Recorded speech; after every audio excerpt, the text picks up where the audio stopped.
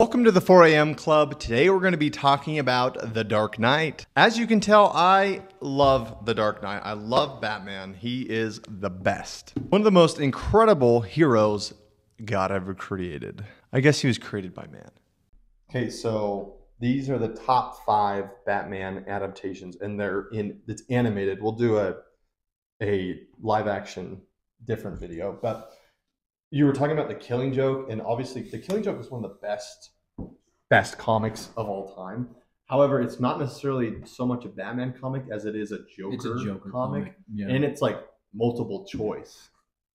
It is. That's what I like about the comic. Yeah, that it is but multiple choice. In the movie, we were talking about the movie. The movie is just hot buttons. Like, it is terrible. Because, like, I don't know, for some reason to stretch out the runtime, they added this disgusting relationship between Batman and Barbara Gordon, which totally diminishes her character. That was bizarre. And, like, for example, DC has some of the best female characters ever, like Wonder Woman, like Catwoman, Batgirl. I mean, yeah. And like characters like Hawkgirl, like they have so many great female characters, but they don't utilize them. Yeah, don't get me started on Poison Ivy. That's one. You better relax, my friend. That's one of the reasons I married a redhead. Oh, it was because of Poison Ivy. Anyways, okay, let's get into it. Chill out. Okay, so this is my list of, and I just want to hear your thoughts. This is my list of the top 5 adaptations. Now, I will preface, or is that the right word? I will say that some of these are technically in the same universe. Okay. But in my opinion, they're different, and I'll explain. So coming up at number 5 is Batman, Superman, Public Enemies. And the reason why this is number 5 is because I love the way that they convey the relationship between Batman and Superman here. Like, they're best buds. They're homies in this movie. And like, obviously in this movie, he's voiced by Kevin Conroy, the GOAT. Yeah, dude. I remember this one. You need to get a Ouija board and get. Oh my gosh! If we ever want to see the animated Batman ever again, we're gonna have to see Batman's toughness. He goes against tons of different villains. He helps Superman. Like, obviously, he's willing to sacrifice everything at the end. I mean, you haven't seen it. I won't spoil it for you. Anyways, number 2 or number 4 is Batman Under the Red Hood. Unfortunately, this is not voiced by Kevin Conroy, but this is one of the greatest Batman movies ever. Probably number 1, but that's a discussion for another day. But the reason why this is so great, and when something like Arkham Knight, which is spoiler alert, Arkham Knight is Red Hood. The reason why this is so great is because you knew that this was Jason Todd the whole time. The point wasn't the shock factor of like, oh my gosh, like who's the Red Hood? Who's the Red? We all knew who the Red Hood was. That's what they're trying to go for in Arkham Knight, and they failed because you knew it was Jason Todd from a mile away. Yeah. The reason why this was so great wasn't because it was a shock. It was like, okay, how is Batman going to react to Jason Todd? First of all, being alive and turning into basically DC's version of Deadpool. Like, I mean, if in looks, not necessarily in anything else. Yeah, he's not. He's definitely doesn't. Don't be. He won't be cracking jokes, but he is definitely as deadly. I mean, look at those guns. And this is my favorite look, as like the jacket, everything looks amazing, and he's. I mean, Red Hood is one of my favorite characters, and they've tried to adapt him, and sometimes they fail. Sometimes this is a hit right here. They hit it on. They did such a good job. And in this one, is it the classic Red Hood origin where he gets tortured by the Joker? Have you not seen this movie? I haven't. It was a long time. It was right when it first came out. Movie night. We're having a movie night. Watch it. I probably have watched this 10 times. But anyways, the start of the movie is him getting beat the heck out of with a crowbar by the Joker. Dude, and then he gets blown up and he's dead. Gets resurrected by the Lazarus pit. And it just goes. Anyways, but this movie, I mean, it really shows like some of the best fight scenes. Dude, actually, that brings up a good point. Why is the Lazarus pit not in any of the movies? I know. When we got Ra's al Ghul, however you want to call it. I know it's not in any of the Dark Knight trilogies. Which it could have been. Which it could have been. They were going for a more grounded take. But anyways, I think Batman first of all, Batman goes against Amazo in this movie. Like he works side by side with Nightwing. He's not a dick to him. which is a huge plus. Like I hate when Batman just treats his sidekicks like crap. Anyways, that's number 4. Batman treats all the ladies.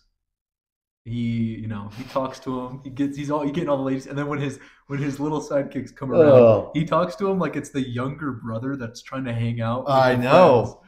Well, I just like. Anyways, okay.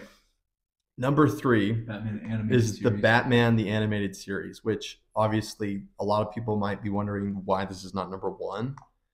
And the reason why it's number 3 and it's not higher is because you'll see in a minute. But Batman the Animated Series really was it was my childhood. Yeah, this is like my childhood. Like this is what I grew up watching.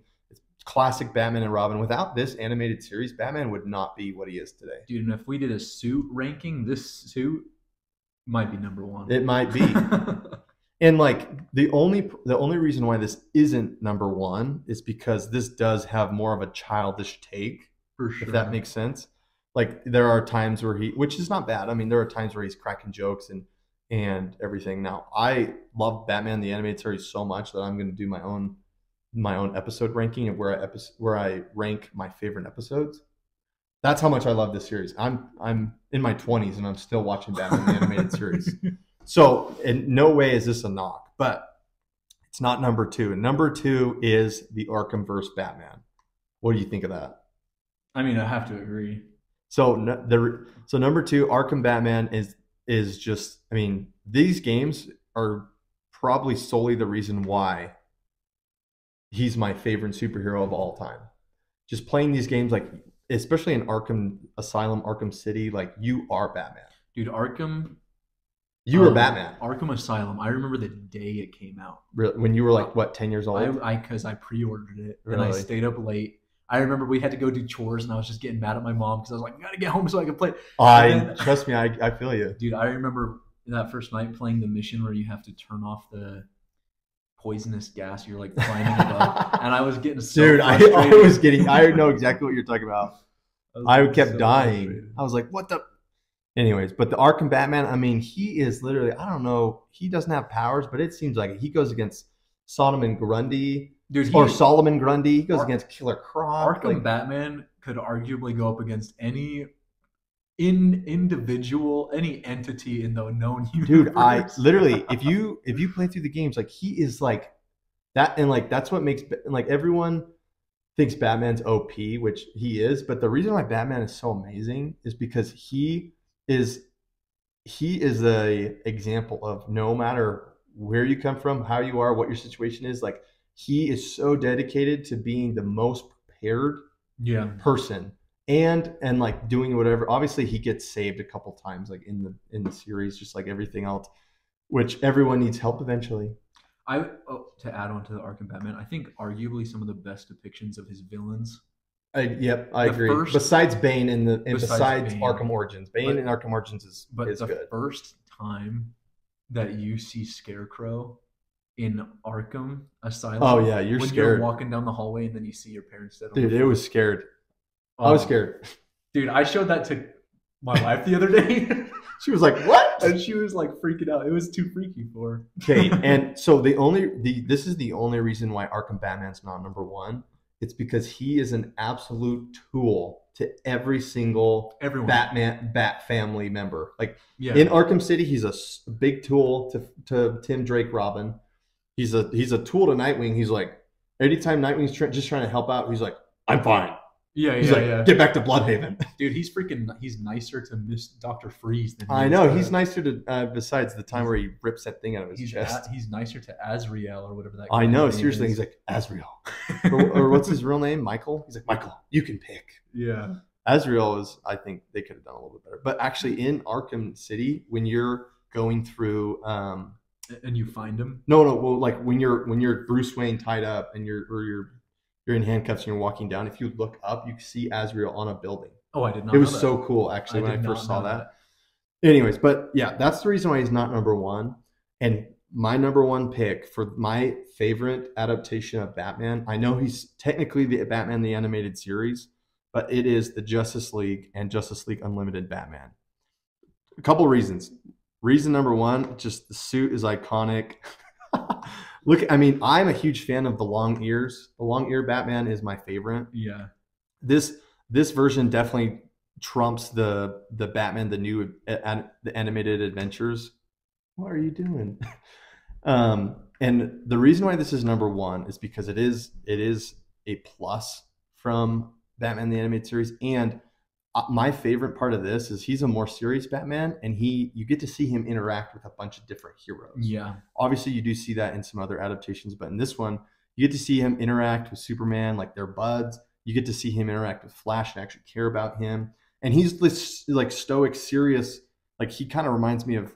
I mean, obviously this came out way before, but like he's like a Robert Pattinson Batman with a little bit better social cues and well, not social cues, but a little bit better social skills. Wait, I should so say. is this one the same universe as? No, yeah. So this Batman is the same universe as the Batman the Animated Series, the New Adventures, Technically. Batman Beyond. Like it is technically the same, but if anyone knows what I'm talking about, has watched them, there is a tone shift. For sure. Don't you think? Like there from Batman the Animated Series, from when he's going head to head with the Joker there, like there is a tone shift. What do you Even though it's still Kevin Conroy. What do you think about Young Justice Batman? I like Young Justice Batman. Obviously, like he is not the center. I mean, Whenever he's on screen, though, he steals it. no, he does. And like I will put the Young Justice Batman head and shoulders above the DC animated universe Batman, the new ones that have, I don't know, like the Hush movie. And I hate the chin guard. What the heck is with the chin guard? I think he has that in this one. No, he doesn't. He doesn't. No, he doesn't. Look, but if you go look up, like Justice League Dark, like go look up Justice League Dark, that movie. First of all, I don't even know why he's in that movie to begin with. Like, look at his chin guard. Yeah. It takes I hate that. It takes away his chin. Takes away that manly chin. Okay, well, I actually have. Anyways, what do you think of that list, though? I know a lot of people will be like, dude, no, that's a fantastic Batman, list. because like Arkham Batman is technically a spin-off from the animated series. I get, yeah. So all those Batmans are technically the same Batman, or three of them, 3 out of 5 are. But interpretation. My favorite, if I am watching, my favorite is to watch Batman on screen from the Justice League, the animated Justice League series. No, I think that's a fantastic list. Like that episode where he's helping Flash when they have the Flash Museum, like the episode where he's with Wonder Woman, like anytime Batman has time. Oh, one of my favorite, Dr. Destiny. Do you know who that is? No. So Dr. Destiny episode where he's like, you don't have any powers. And Kevin Conroy, Batman's like, oh, I have one, Johnny. I never give up. I was shaking in my boots when he said that. Dude. Okay. Dude, it just shows that even when Batman's the only one that doesn't have superpowers, he is the most valuable member of that team, arguably other than Superman. I wanted to bring up this one just to get your thoughts on it. I remember when it came out. Do you ever watch Beware the Batman? Yeah, I have on seen Adult it. Swim. It only lasted one season, right? Yeah. I mean, it's decent. I remember it had these really, really random, super dark moments. And it's a kid's show. Yeah, because Professor Pig is like one of the main villains. Professor Pig's a great villain. And he's disturbed. Yeah, and in that episode, he's Have you seen him in Arkham Knight? It is scary. Yeah. This was one of my first introductions to Professor Pig, though, and I remember being like, this is like a kid's show, and he's like hunting down a man with a crossbow. I know, it's funny as heck. That's funny.